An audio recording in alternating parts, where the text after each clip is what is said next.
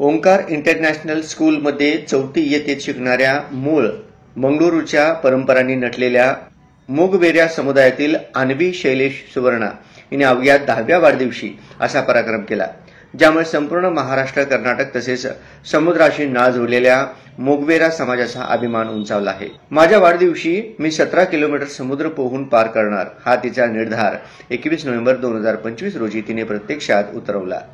पाटे 2:27 वाजता समुद्राची पूजा करून आणि चंद्रप्रकाशाच्या उजेडात अन्वीने अटल सेतूपासून अरबी समुद्रात उडी घेतली।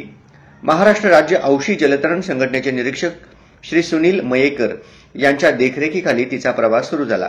समुद्रातील थंड गरम पाण्याचे प्रवाह, लहान मासे, वाढते प्रदूषण, लाटांचे तडाखे, भरती ओहोटीचे अनिश्चित स्वरूप, मोठ्या जहाजांची ये-जा अशा असंख्य अडथळ्यांना सामोरे जात अन्वीने एक क्षणही न थांबता निर्धाराने पोहणे सुरू ठेवले। गेटवे जवळील तेलाचा लवंग तोंडात गेल्याने उलटीसारखे वाटत असतानाही, भीती न बाळगता रात्रीच्या अंधारात काहीच दिसत नसतानाही ती पुढे जातच राहिली।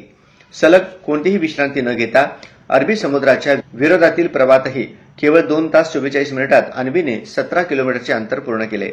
पहाटे 5:11 तिने ऐतिहासिक गेटवे ऑफ इंडिया गाठत या धाडसी प्रवासाची विजयी सांगता केली। गेटवे येथे पोहोचताच तिचे प्रशिक्षक विलास माने, रवी नवले, संतोष पाटील तसेच तिचे आई वडील शैलेश आणि श्रीला सुवर्णा, नातेवाईक आदींनी फुलांच्या वर्षावात तिचे स्वागत केले। अन्वीने जलतरणाची सुरुवात यश जिमखाना येथे केली।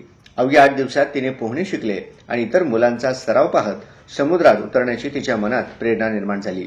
त्यानंतर उरण येथे संतोष पाटील यांच्या मार्गदर्शनाखाली तिने 4 वेळा समुद्रात सराव केला आणि आत्मविश्वास वाढवला। मालवण व गोवा येथील स्पर्धांमध्येही तिने चमकदार कामगिरी केली आहे। यश जिमखानाचे मालक श्री राजू वडनेरकर, व्यवस्थापन आणि सर्व प्रशिक्षकांनी तिच्या या ऐतिहासिक कामगिरीबद्दल अभिनंदन करून उज्ज्वल भविष्यास शुभेच्छा दिल्या।